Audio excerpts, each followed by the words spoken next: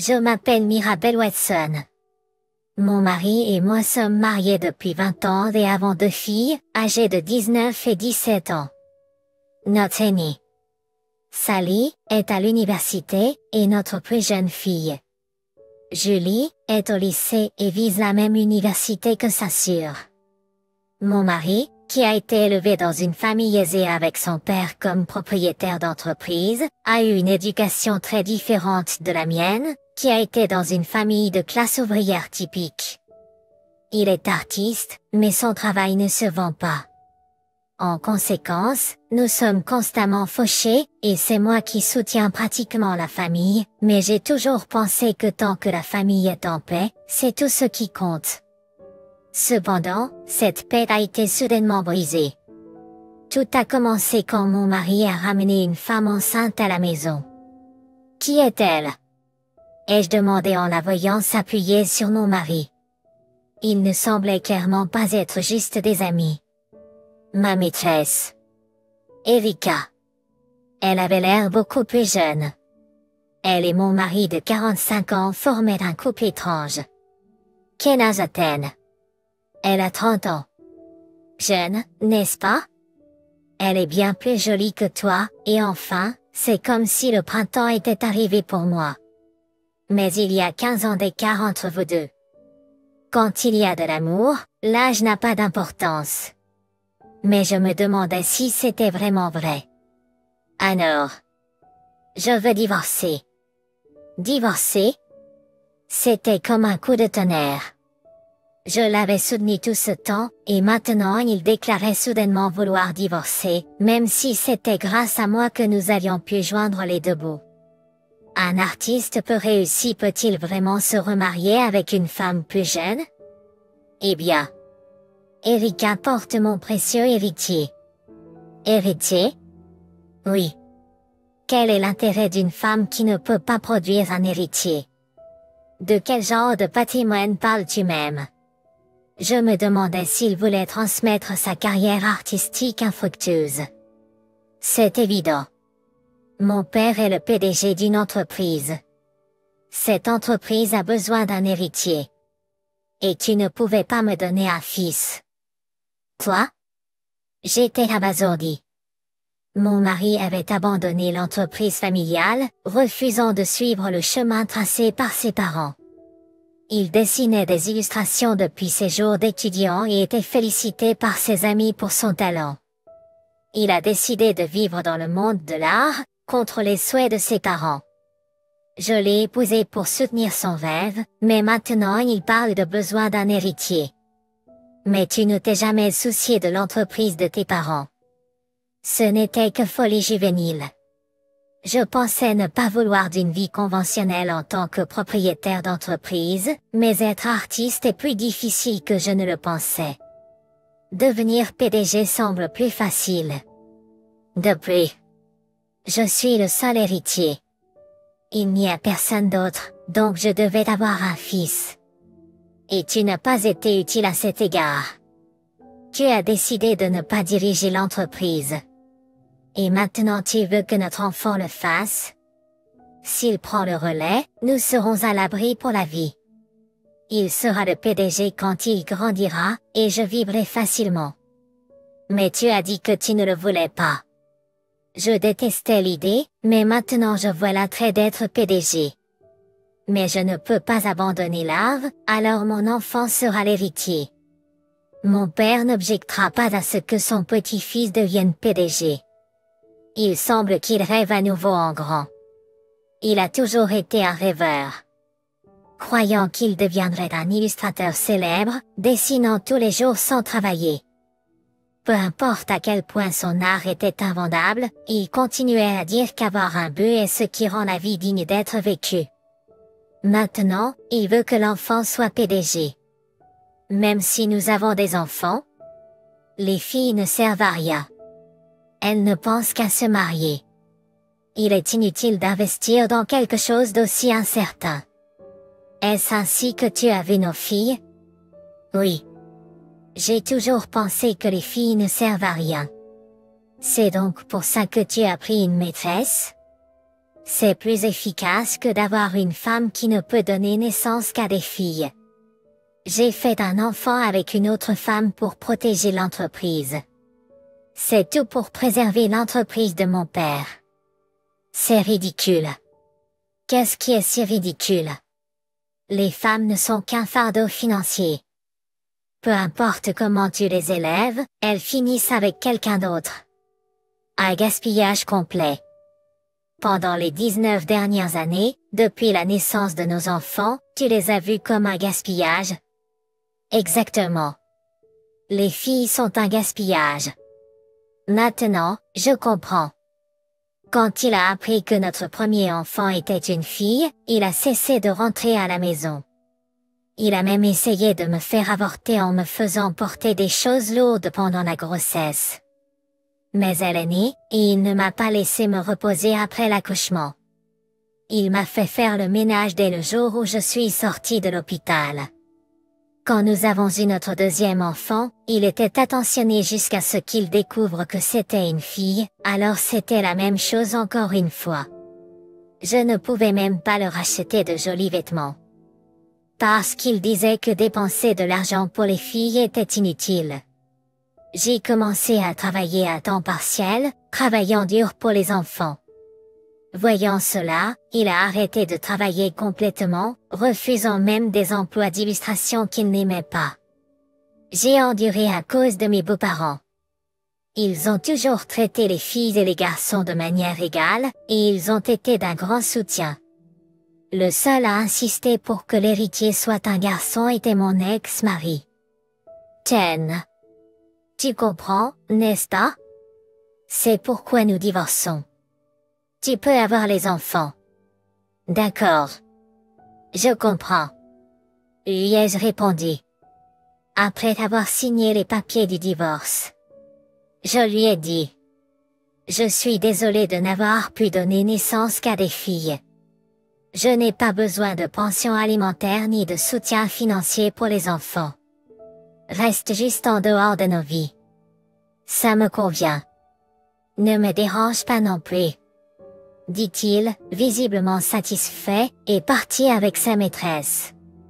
Erika. 5 ans plus tard. À la fête des 80 ans de mon beau-père, tous les membres de la famille étaient réunis. Bien que je sois divorcée, mes filles étaient toujours ses petites filles. Elles avaient été invitées, alors nous y sommes allés. Là, nous avons vu Ken avec Erika. Et leur fils de 5 ans. Quand j'ai vu Ken après longtemps, il était habillé de manière plutôt négligée, et sa femme semblait également appauvrie. Mais leur fils était bien soigné. Que faites-vous ici? Vous n'êtes pas de la famille, a grogné Ken quand il m'a vu. Eh bien, bonjour. Je ne suis peut-être pas de la famille, mais mes filles le sont certainement. Ce sont tout de même les petits-enfants de votre père. Je suppose que vous vous êtes juste incrustés. Sinon, vous ne mettriez pas les pieds dans cette maison. Peut-être bien. Il est question du successeur aujourd'hui. Même si cela ne vous concerne pas. Un successeur? Eh bien. J'ai aussi 2 proches ici. Les filles ne peuvent pas être des successeurs. Mon fils sera le prochain PDG. Nous verrons, ai-je dit, en écartant son commentaire méprisant.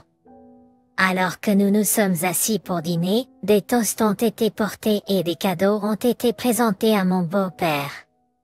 Mes filles et moi avions chacune un cadeau, tandis que Ken n'avait qu'une cravate bon marché à offrir. Après avoir jeté un coup d'œil à la cravate que Ken lui avait offerte, mon beau-père a dit merci, puis l'a rapidement mis de côté, réalisant probablement qu'elle n'était pas adaptée à un PDG. Ensuite, il a commencé à parler de son successeur. J'ai 80 ans aujourd'hui. J'aurais dû nommer un successeur et prendre ma retraite plus tôt, mais c'est le moment maintenant, surtout que mes petits-enfants sont adultes. Papa, mon fils devrait être le successeur. Il n'a que 5 ans, mais dans 20 ans, ce sera un jeune homme formidable. Et il doit s'agir d'un garçon. Mais j'ai 80 ans maintenant. Je ne peux pas attendre 20 ans de plus. Mais le PDG doit être un homme. Les filles ne sauront pas la faire. Eh bien, je ne pense pas de cette façon. Si elles peuvent bien travailler, le genre n'a pas d'importance. Celui qui peut s'occuper des employés et protéger l'entreprise devrait être le PDG. Ça ne marchera pas. Une femme ne peut pas survivre dans un monde d'hommes. La plupart de nos clients sont des hommes. Avoir une femme à la tête ne causera que des ennuis. Ken était désespéré, essayant de changer la vie de son beau-père sur une PDG femme. Mais je savais. Mon beau-père a toujours cru que si une femme est capable, il n'y a pas de problème. Mes filles pourraient très bien devenir PDG. Contrairement à cela, mon fils est un garçon. Encore 20 ans. Si tu ne peux pas gérer. Tanta. Je peux prendre le relais d'ici là. De quoi parles-tu? Tu ne peux pas gérer, tu n'as jamais été impliqué dans l'entreprise. Je pourrais si je le voulais, ce n'est pas un travail à temps partiel. À ce moment-là, un jeune homme entra dans la pièce. Il était habillé dans un costume cher et avait l'air d'un jeune homme prometteur et brillant. Il s'approcha de mon beau-père, s'inclina profondément et lui remit un cadeau. Merci de m'avoir invité, monsieur. Je m'excuse d'être en retard, j'avais peur que le vin que vous aimez n'arrive pas à temps. Mais il est juste arrivé. Il semblait que le cadeau qu'il remettait était le vin. Mon beau-père sourit, satisfait, et fit signe au jeune homme de s'asseoir. Il s'assit à côté de ma fille aînée Sally et posa sa main sur son épaule. Désolé, je suis en retard. Ce n'est pas grave. Tanta. Je pensais que c'était réservé à la famille aujourd'hui. Ah, c'est John Hudson, un cadre capable de notre entreprise. À 30 ans, il a fait une ascension exceptionnelle au conseil d'administration. Mais il n'est pas de la famille. Vous ne pensez tout de même pas à en faire le PDG, c'est scandaleux. Le PDG a toujours été de la famille. Nous devrions attendre que mon fils grandisse. Je t'ai dit que j'avais 80 ans, je ne peux pas attendre que ton fils grandisse. Je suis opposé. S'il n'est pas de la famille, qui sait ce qu'il pourrait faire? Qui assurera au mieux la prospérité de l'entreprise? J'y ai réfléchi. Tu ne prévois pas de faire de Hudson le PDG de Sally, n'est-ce pas, si tous les deux sont d'accord? Je pense que c'est la meilleure option. Sally et Hudson échangèrent des sourires. Ken était furieux. Que dis-tu? C'est hors de question. Pourquoi est-ce si inacceptable? Eh bien, en tant que père, je ne peux pas simplement confier ma précieuse fille à un homme inconnu. Nous savons exactement qui il est, c'est l'un de nos cadres. Pourtant, comment puis-je être sûr que ma fille sera heureuse avec lui? Je parle en tant que parent, je suis opposé à ce mariage. Mirabelle, qu'en penses-tu? Je suis pour. Hudson est un excellent homme, efficace au travail, attentionné et très gentil. Il serait parfait à la fois comme mari de Sally et comme PDG. Ken dit qu'il réfléchit à Sally. Mais il ne connaît pas Hudson, il n'a même pas vu Sally depuis 5 ans, quelqu'un comme toi n'a pas le droit de dicter le mariage de Sally, c'est vrai. Non, je suis son père, la vie d'un père compte, et si Sally finit malheureuse, ce serait terrible, Ken. Tu cherches juste des excuses, pas du tout, je peux accepter le mariage mais pas qu'il devienne le PDG, c'est étrange. Le mariage est bien, mais pas lui en tant que PDG. On dirait que tu veux juste que ton propre fils soit PDG. Non, ce n'est pas ça. C'est juste une question d'attendre que mon fils puisse prendre le relais. C'est douteux. Après tout, c'est ton fils. Il voudra probablement tracer son propre chemin. Et attendre un avenir incertain alors que nous avons quelqu'un de capable ici n'a pas de sens. C'est trop tôt pour de telles discussions, ils ne sont même pas en couple. En fait. Sally et moi sommes en couple. Quoi? Je le pensais. Tu le savais, n'est-ce pas? Tu avais même la main sur l'épaule de Sally plus tôt. Je voulais profiter de cette réunion pour demander la bénédiction du président pour notre mariage. C'est sournois. Annoncer ton mariage lors de cette réunion sur le PDG est trop rusé. Je ne savais pas qu'aujourd'hui serait consacré à des questions aussi importantes. Des mensonges. Tu le savais depuis le début. Tanta. Je ne savais vraiment pas. Je voulais juste annoncer notre mariage à grand-père. C'est rare que nous soyons tous ensemble, alors aujourd'hui semblait être le moment parfait. Ridicule. Un rapport de mariage sans savoir? C'est un complot. Tu avais sûrement des projets pour devenir PDG. Non, il n'y avait rien de tel. Je n'y crois pas. Le prochain PDG sera mon fils, c'est un parent de sang. Ken, tu es ridicule. Le mariage de notre enfant et le fait qu'un son devienne PDG sont deux questions distinctes. Non. Papa a dû dire que si tu te mariais, il te nommerait PDG. C'est pour ça que tu as proposé, n'est-ce pas? Être le gendre du PDG est une belle prise. Papa, c'est affreux. Hudson n'est pas comme ça. Comment ne saurais-je? Où as-tu même rencontré ce gars? J'ai présenté Sally à Hudson. Pour soutenir la famille. J'ai travaillé à temps partiel après avoir eu des enfants. Ce travail à temps partiel était dans l'entreprise de ton père. Après le divorce, je suis devenu employé à plein temps là-bas. C'est là que j'ai rencontré Hudson, et j'ai pensé que ce serait merveilleux s'il épousait Sally. Je vois. Quand nous avons divorcé, tu as dit que tu n'avais pas besoin de pension alimentaire ni de soutien pour les enfants, mais tu avais l'intention de marier Sally à ce gars. Il n'y a aucun moyen que je puisse le savoir. Non, te connaissant, tu as dû tout manigancer. Si ce n'est pas le cas, alors accepte que mon fils devienne PDG. Si tu le fais, j'admettrai que ce n'était pas ton complot. Si ton fils est vraiment le tien, alors cela pourrait aller. Quoi? Mon fils est définitivement le mien. Eh bien, nous verrons ça. Que dis-tu? J'ai gardé le silence jusqu'à présent, mais si tu continues à interférer autant dans le mariage de Sally, je suppose que je n'ai pas le choix. Disons ceci. J'ai remis un document à mon beau-père. Qu'est-ce que c'est? Ce sont les résultats du test ADN de Ken et de son fils. Pourquoi as-tu quelque chose comme ça? Après notre divorce, j'ai entendu des rumeurs désagréables à propos d'Erika. Oui, à propos de son passé avec de nombreux hommes. Alors, j'ai décidé d'enquêter. Comment as-tu fait ça? C'était simple. Erika laissait l'enfant à la garderie lorsqu'elle rencontrait des hommes.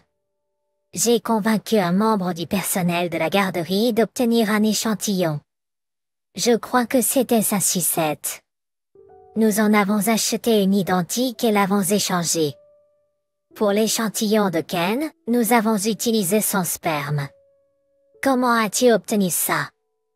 Tu es toujours très actif, il semble. J'ai découvert que tu fréquentais des maisons closes, alors j'ai demandé à l'une des filles là-bas. Bien sûr.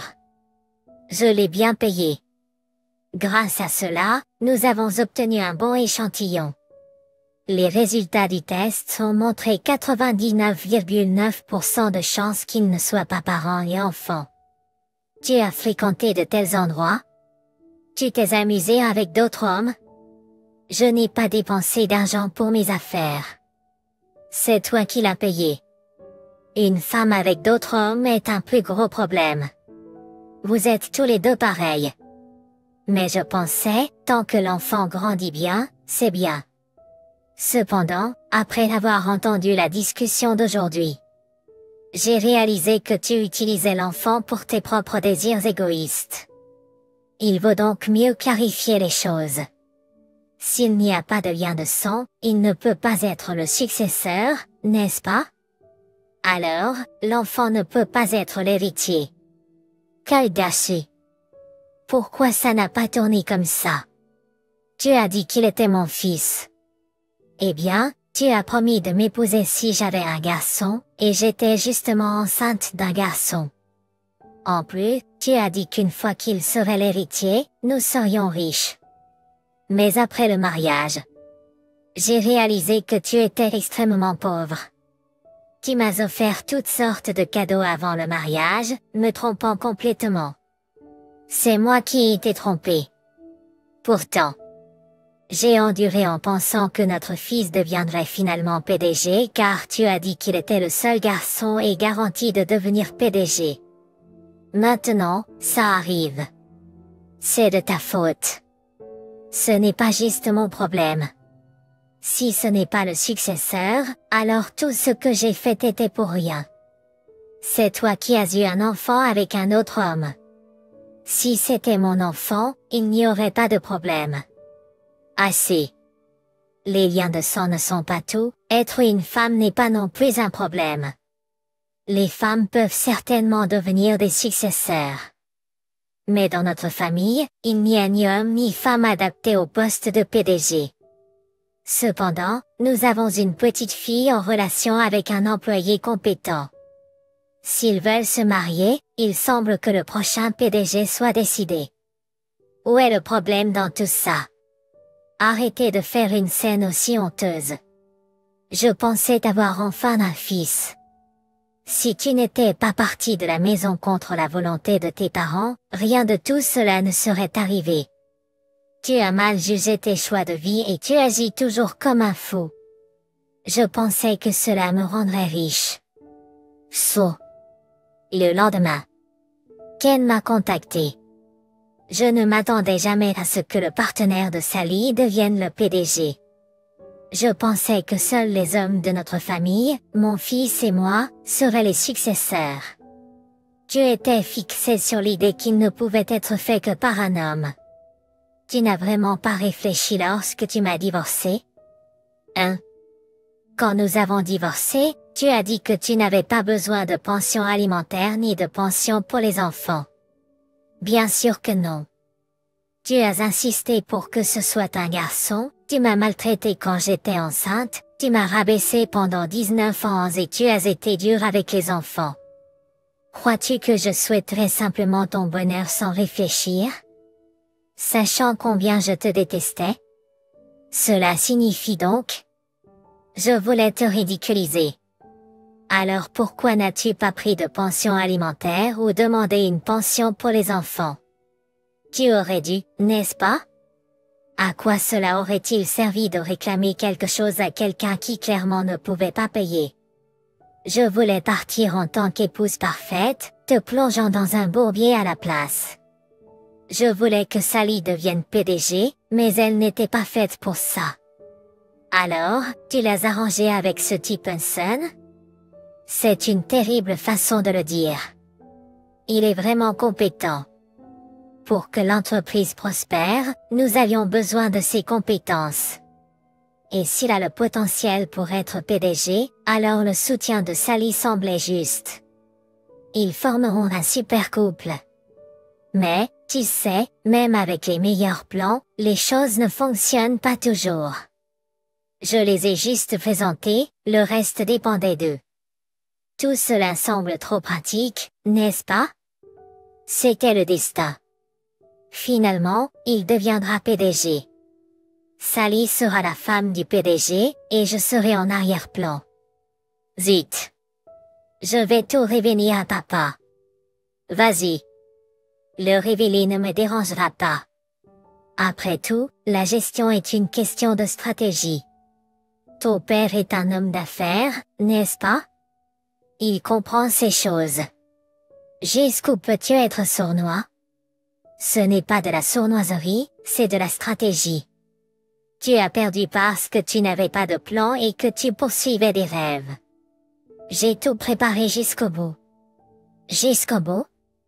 Je savais que tu interférerais dans la relation de Sally avec Hudson.